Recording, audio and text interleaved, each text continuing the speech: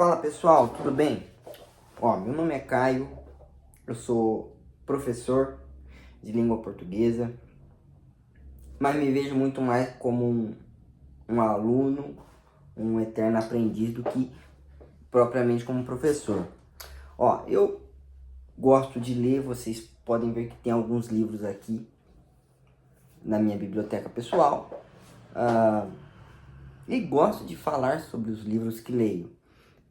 Eu quero convidar você hoje para falar de um livro muito especial para mim, especialmente, né? Que é a Bíblia Sagrada. Não preciso dizer por que a Bíblia Sagrada é muito especial. Do ponto de vista literário, é riquíssima. Do ponto de vista religioso, tem uma influência e histórico, né? Especialmente tem uma influência gigantesca no mundo todo, na história toda, não? E eu quero falar hoje sobre um livro da Bíblia Sagrada, que é o livro de Tiago. Tá? Eu desejo fazer uma análise, não apenas do livro de Tiago, né? Não quero fazer uma análise grande, né? Mas dividir o livro de Tiago em alguns pontos específicos que eu acho que são bacanas, eu acho que nos ensinam muito e vejo uma riqueza muito grande nesse livro, tá bom? Por quê? Por que eu vou começar pelo livro de Tiago? Porque eu quero. Eu acho que as coisas têm que ser assim, tá? No final das contas, trabalhando como professor, eu vejo que o aluno só aprende uma coisa, o que ele quer. É só isso que ele aprende, não aprende mais nada, né? E você tem que partir um bom professor consegue partir do interesse do aluno para ensinar aquilo que o professor deseja ensinar. Isso é bem difícil, aliás, não? Eu não tenho a pretensão de ser rápido. Se você tiver paciência, fique comigo. Escute, comente e até se inscreva no canal se você quiser, se assim desejar, tá bom? Não tem a pretensão de ser rápido. E, aliás, não tem pretensão nenhuma. Eu só quero fazer algo que gosto, que é falar dos livros que leio, especialmente da Bíblia Sagrada. Bem, vejamos. Eu quero começar do capítulo 1, versículo 1, né? Diz assim: Tiago, servo de Deus e do Senhor Jesus Cristo, as 12 tribos que se encontram na diáspora, saudações. Tá? Isso é muito interessante, porque o autor ele começa com uma saudação, ele começa com uma apresentação, aliás, em que ele diz o seu nome, né? E ele se diz servo de Deus e do Senhor Jesus Cristo. Mas quem que é esse Tiago? Esse Tiago é justamente o irmão do Senhor Jesus Cristo, né? Para quem não sabe, o Senhor Jesus tinha irmãos e irmãs, né? Maria, mãe de Jesus, depois de ter Jesus, o seu primogênito, teve outros filhos e filhas, né? E um deles foi Tiago. Mas a princípio, esse Tiago, irmão do Senhor Jesus, ele não cria no próprio Senhor Jesus. É o que diz a Bíblia Sagrada no livro de João, lá no capítulo 7, no versículo 5. Vai dizer que os seus irmãos não criam nele, não?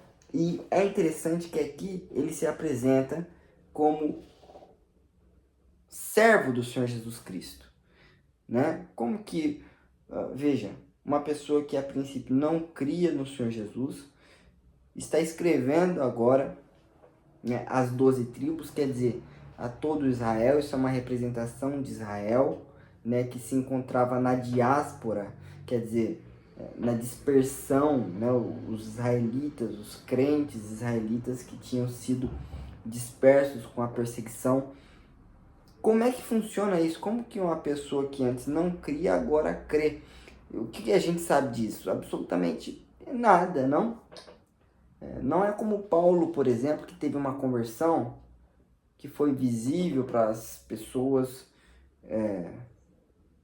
um evento visível, uma coisa assim marcante, uma coisa até sobrenatural, né? e que marcou a história do Paulo de um momento para o outro, né? O Paulo era um enquanto estava a caminho de Damasco para perseguir os cristãos, e foi outro quando viu Jesus Cristo naquele caminho, caiu, né, ao chão e ficou cego. Você pode ver isso em Atos capítulo 8, depois você pode analisar isso com mais calma. Então, enquanto você tem uma conversão, de um lado você tem uma conversão marcante e até sobrenatural, que é a conversão de Paulo, do outro lado você tem, a respeito da conversão de Tiago, absolutamente nada. O que se sabe é que antes ele não cria no Senhor Jesus e agora ele está escrevendo uma carta dizendo que é servo do Senhor Jesus. Você vai ver em Atos dos Apóstolos, capítulo 15, se eu não me engano, é isso mesmo, capítulo 15, versículo 13 ao 21, o Tiago, o irmão do Senhor, esse que está escrevendo essa carta, fazendo parte de um concílio e até mesmo dando a palavra final daquele concílio, daquela reunião, né, que estava decidindo coisas importantíssimas a respeito do cristianismo. Nessa reunião tinha Pedro e os demais apóstolos, mas quem deu a palavra final foi o próprio Tiago. Quer dizer, nem apóstolo era, mas se tornou um líder da igreja também no primeiro século. Não? Impressionante. Por quê? Porque na maioria das vezes, a experiência cristã não vai ser como a experiência do apóstolo Paulo. Aquela experiência que é marcada por um evento sobrenatural e único. Né? Quem dera se todos os cristãos, todas as pessoas que quisessem fazer parte do caminho de Jesus Cristo tivessem um evento como esse. Não restaria dúvidas, né, da existência de Jesus Cristo, da veracidade das Escrituras, nem outra coisa do tipo. Mas a verdade é que a maioria das pessoas vai morrer, vai viver e vai morrer sem ver Jesus Cristo uma única vez. Essa é a grande verdade. A maioria das pessoas vai viver e vai morrer sem ver nenhum evento sobrenatural, sem ver nenhuma cura, nenhuma voz vinda do céu, nenhuma visão sobrenatural, ou como aconteceu com Pedro, Tiago e João, aqueles discípulos de Jesus, em que Jesus Cristo levou-os até um alto monte e se transformou, se transfigurou na frente deles com uma grande luz, uma voz vinda do céu, uma coisa maravilhosa. A maioria das pessoas não vai passar por isso. E, portanto, precisam aprender a lidar com a aparente monotonia da fé cristã. Não? Veja, enquanto Paulo, e aqui eu estou traçando um paralelo entre Paulo, o apóstolo, e Tiago, o irmão do Senhor. Enquanto Paulo teve uma conversão sobrenatural e viu Jesus uma vez, e aquilo foi suficiente sobrenaturalmente, né? Tiago talvez tenha crescido tendo visto Jesus todos os dias.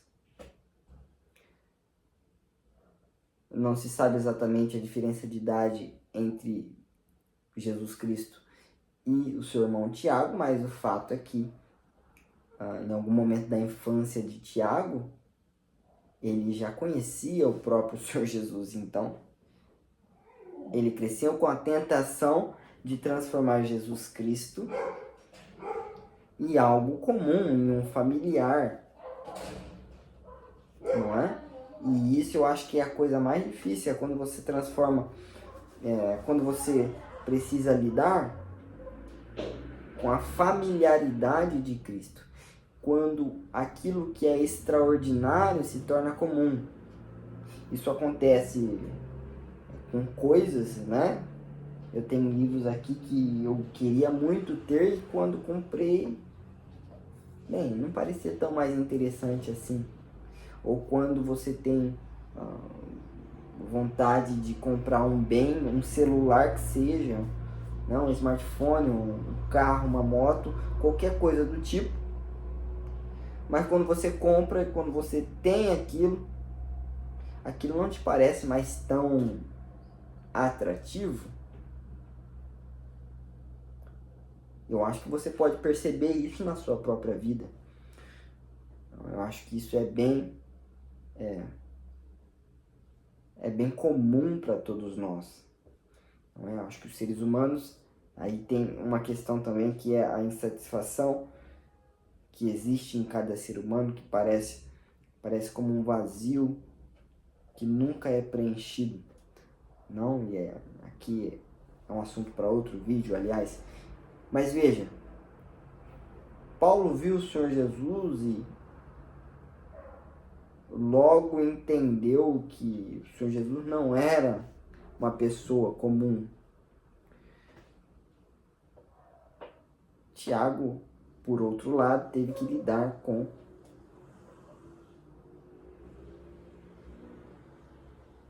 Jesus Cristo crescendo ao seu lado como alguém comum.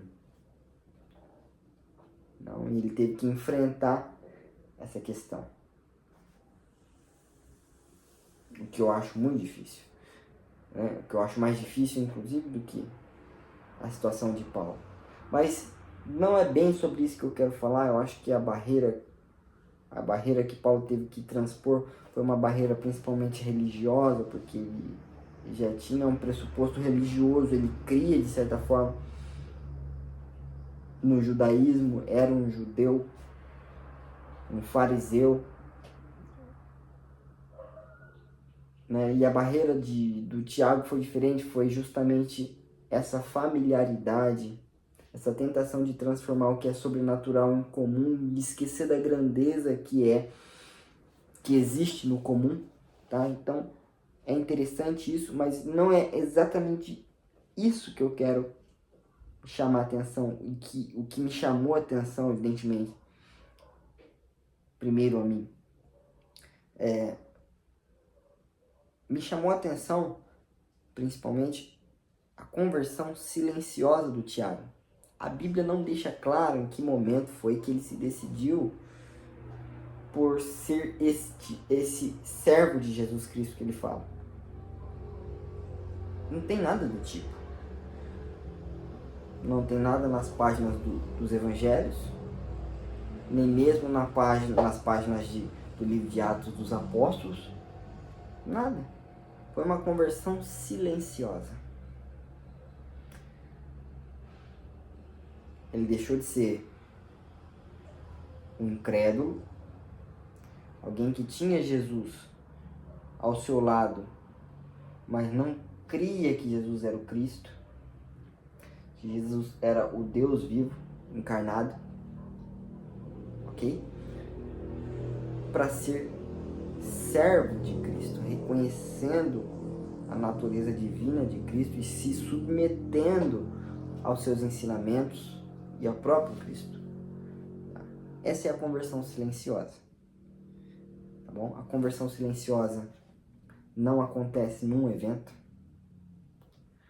não acontece do dia para a noite, tá bom? E ela não tem nenhum tipo de glamour. É como as segundas-feiras. Eu vejo dessa forma. Parece tão comum quanto levantar para trabalhar, para estudar. Parece tão comum quanto fazer um café, passar um cafezinho. Inclusive, que vontade de tomar um café.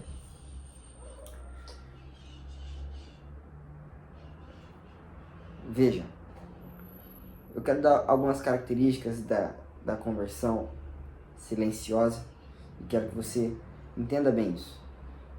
Em primeiro lugar, a conversão silenciosa, ela não acontece do dia para a noite.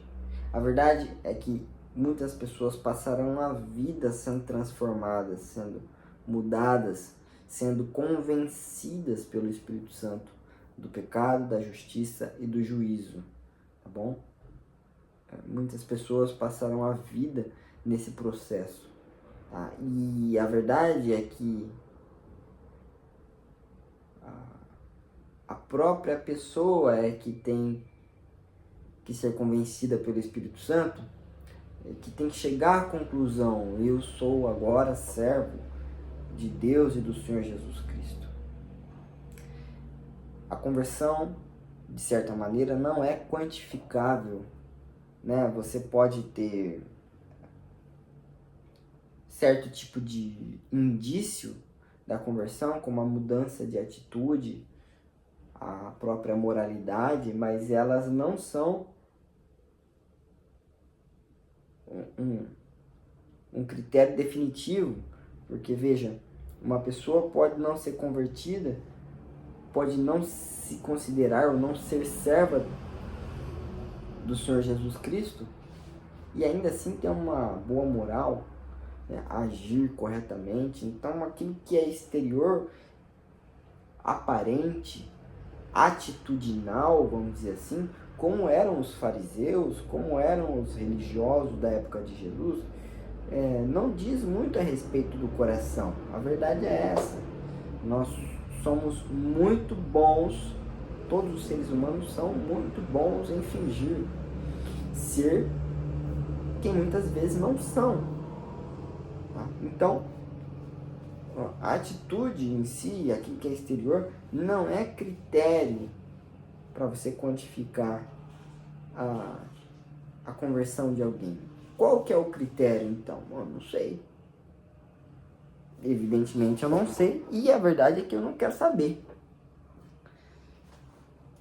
Porque essa não é uma atribuição minha. Não é uma atribuição que me foi dada.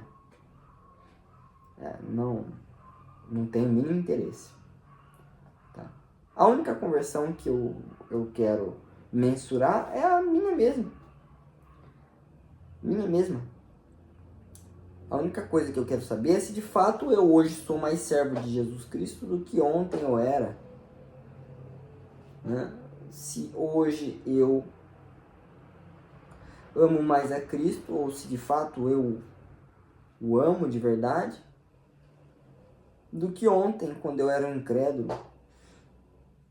Né? Então, isso nos coloca também no nosso lugar. Né? Porque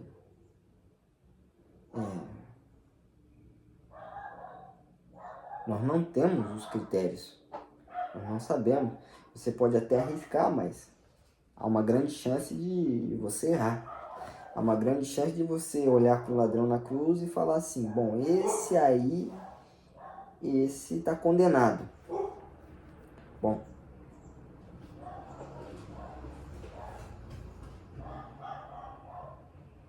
você pode errar, não é? Em segundo lugar, a conversão silenciosa ela é pensada. Por que eu digo que a conversão silenciosa é pensada? Porque ela precisa passar por uma decisão, um crivo da mente, do raciocínio, de convencimento, de pensamento e de decisão, tá bom? Ela precisa passar por essa decisão, e essa decisão ela é diária e pensada. É quando você começa a analisar que as palavras de Jesus fazem sentido para você e você decide seguir as palavras de Jesus. É quando você começa a ver que as propostas de Jesus, elas são mais inteligentes, elas são mais sábias, e você começa a se submeter a essas propostas, a esses ensinamentos. Então ela é pensada, ela é racional, tá Bom, a fé em Cristo, aliás, não é uma fé irracional, ela é uma fé racional. É possível você pensar, é possível você raciocinar sem que isso colida com a fé. Aliás, para ser fé é necessário ser pensado, é necessário ser analisado. Do contrário, não é fé, é fideísmo, é uma crença irracional, até mesmo muitas vezes infundada, né? Então, eu vejo que essas duas características da conversão silenciosa são importantes para trazer um pouco de realidade para a vida das pessoas, né? Nós estamos acostumados com histórias de conversões que são bombásticas. Nossa, eu vi uma coisa e me converti. Ou me aconteceu isso e naquele dia eu me converti. Eu criei que aquilo era verdade. Bom, pode até existir um momento ou outro que seja mais marcante, mas a verdade é que a maioria das pessoas vai diariamente ser convencida de que, se convencendo e sendo convencida pelo Espírito Santo de que aquilo faz sentido e que Jesus Cristo é o melhor caminho a se seguir. Bom, eu quero terminar por aqui dizendo o seguinte: é absolutamente comum que pessoas passem por essas mesmas questões, tá? A grande maioria das pessoas, como eu disse para vocês, não vai ter uma conversão como a de Paulo.